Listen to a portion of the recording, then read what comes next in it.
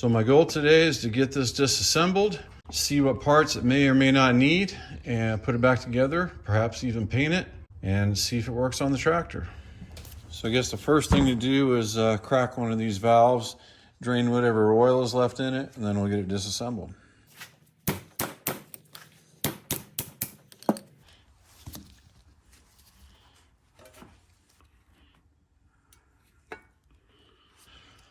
Well, it looks like there's some oil in there. Let's see what happens.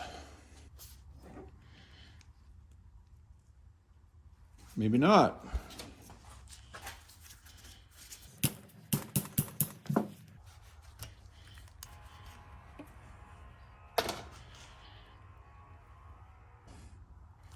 So either there's very little oil in there, or it's so old and thick and gummed up that it's not running out, or maybe both of those things.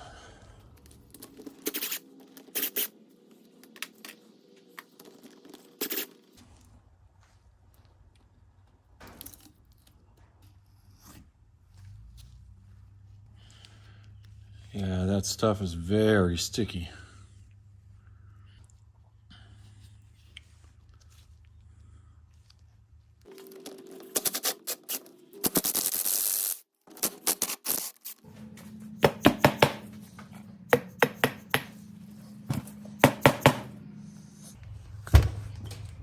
There we go.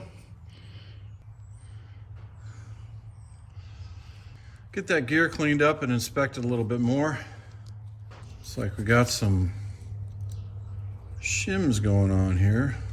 All right, let's get a good look inside here now. And you can see there's some oil in the bottom there that's just thick as molasses. So this spins actually quite nicely now.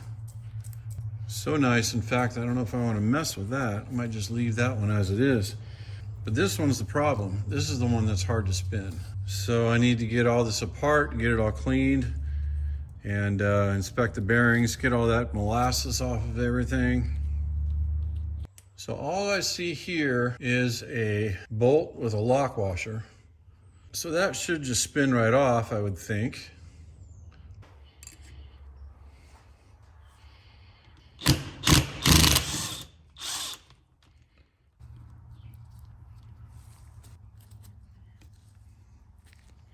That's just a thick piece of steel stock. Right there's a little keyway. And there she is. There's an O-ring right there. And is that a C-clip? It is.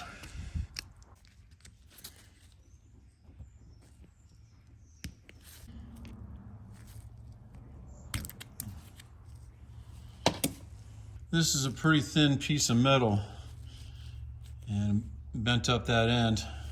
So I'll see if I can get a new one or maybe just bend it back. So I suppose that bearing is press fit, of course.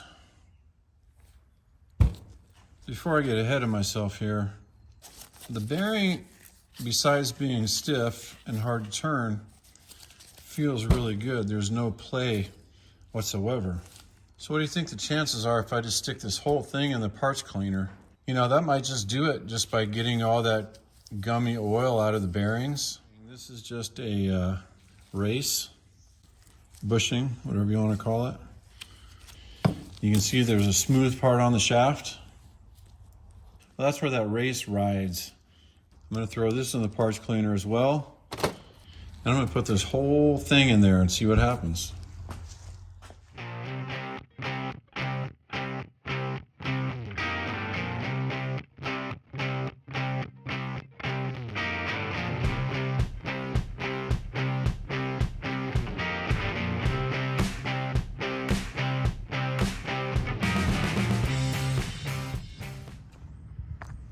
It was about 26 degrees this morning, coldest day of the year so far. All right, here they are cleaned up. As you can see, not only did the parts cleaner clean them quite well, but it also removed the paint.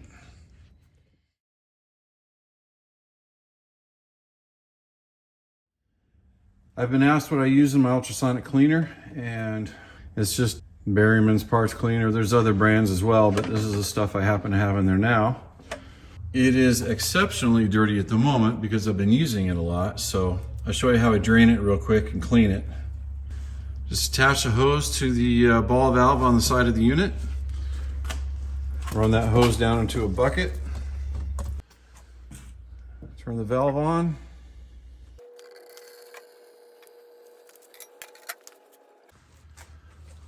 Once it's drained, just take some rags and wipe it out. All right, nice and clean. Put the clean basket back in. Most of the big chunks stayed behind inside, and I wiped all that out with the rag. So we're just gonna fill it back up with the same stuff that came out, because that's mostly just liquid. It's filled back up and ready to work. So look how freely this one spins. This one is not as free as that, but it's better than it was. It's quite easy to spin now, and it should be even better once I get some oil down inside those bearings. So I think this is going to be good enough to just reassemble. I don't think I need to order any parts. The only thing I'm quasi worried about is this O-ring on here, because that's the old one. So I'll put some grease on there before I assemble it, and hopefully that'll seal.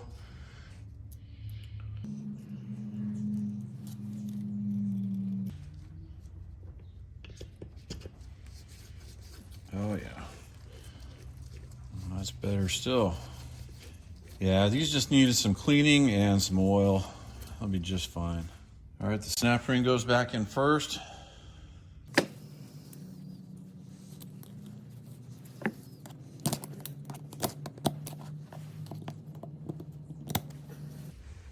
Okay, first is the woodruff key.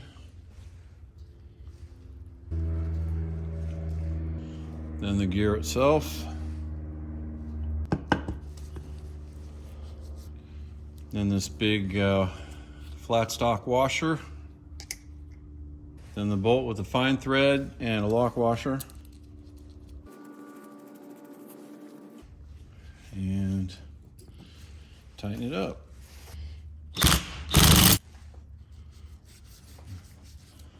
So, in the process of cleaning up these shims, I originally thought there were 2 thin and 1 thick one, but there's actually 5 thin shims.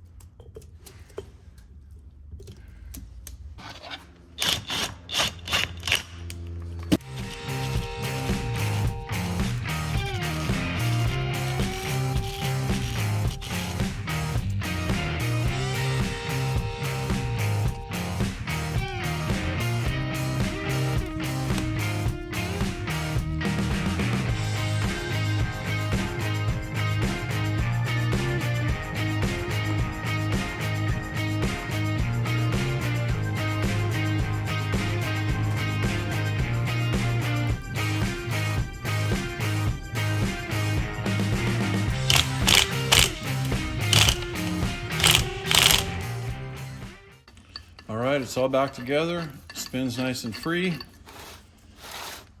Yeah, I guess I'll put some oil in now. This is gear oil.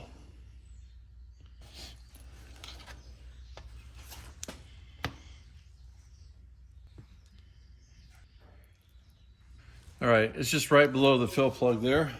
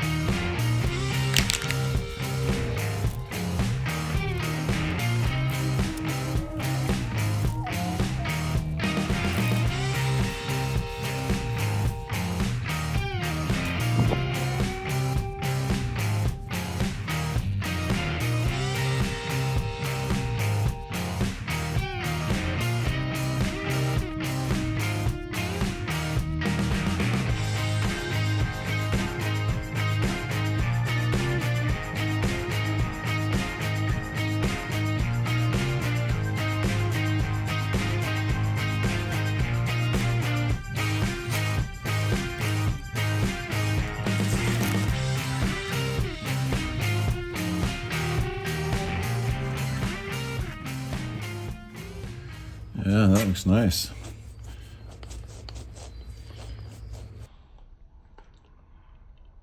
All right, this is done. Let's check the pulley itself.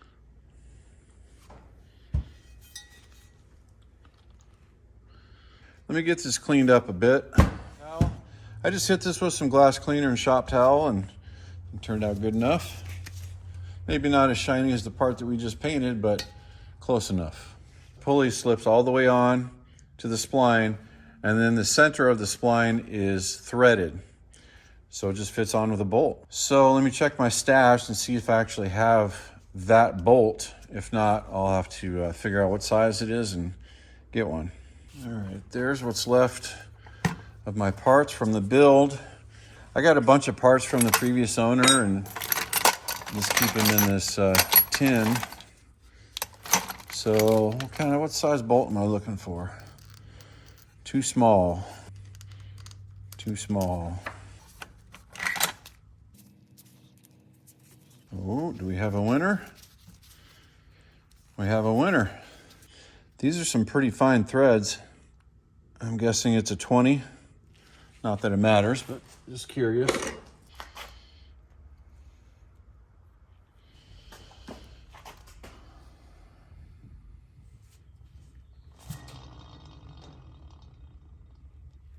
Well, I don't think this is exactly the way the manufacturer did it, but I like it.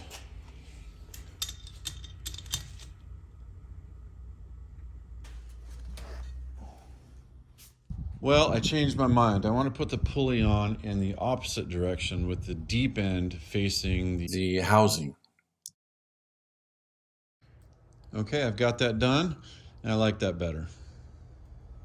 Shallow end out, deep end in.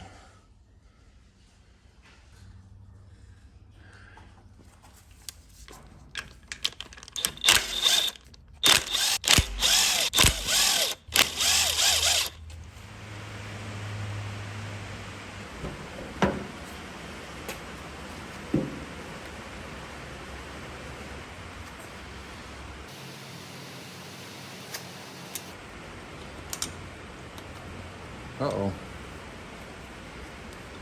Bolts are too short. You can see how thick the pulley housing flange is here. So those old bolts are too short now. Yeah, I'm just checking something here. So these bottom 3 holes don't bottom out. They just go all the way into the differential housing. But these top 2 holes do bottom out. They're about 1.5 inches deep, and with the flange on from the pulling, about 2 inches deep. So just use caution when you're getting longer bolts for these bottom 3. See, right there, I can feel something there. I think that's probably the gear. Make sure your bolts aren't too long, that they stick in there and make contact with that gear or anything else that might be in there. And even though these, bottom out and they don't go into the differential cavity, you still have to get the length right. So this is the bolt that came out of it, and this is about 1.25 inches long. I know I want one that's probably at least 1.5 inches, maybe 1.75 inches. But what size is this? This is a 3/8, and we'll check the thread pitch on the back. Looks like 16. So 3/8 by 16 by 1.5 inches or 2. So I picked up 1.5 inches and a 2 inch at the hardware store. I think the 1.5 inches with the washer will work, but if not, we'll go up to the 2 and perhaps even cut 1/4 inch off the end of the 2 and make it 1 3/4 inches. But we'll try the 1.5 inch bolts first.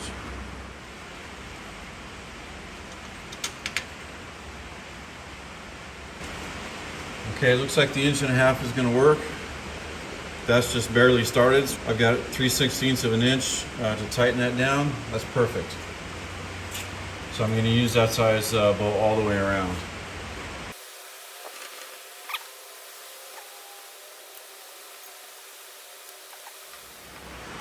Alright, the bolts are secure all the way around. Pulley spins freely, and then when I engage the PTO, it locks, so that's good. There's a Zerk fitting right there, so let me give that a few pumps and then I'll get it fired up.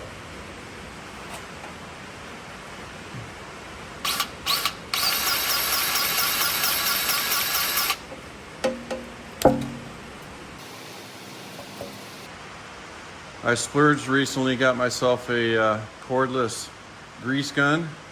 Man, do I love this thing. No more greasy hands, easy to load. Yeah, it was a little expensive, but with all the old stuff I got around here, I can easily justify it. So as far as the oil level goes in this gear housing, you basically want to fill it up with oil till just below that drain plug right there, which is what, maybe 30%.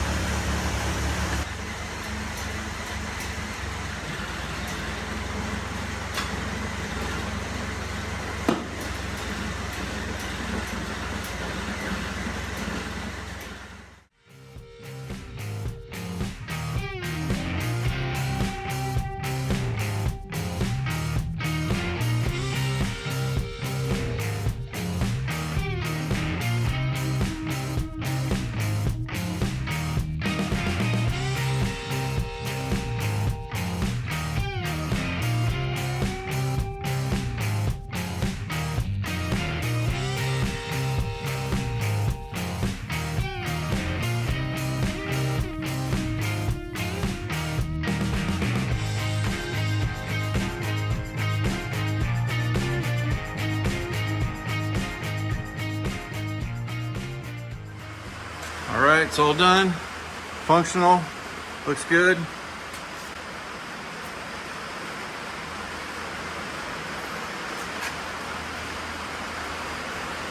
Thanks for watching this video. We'll see you next time.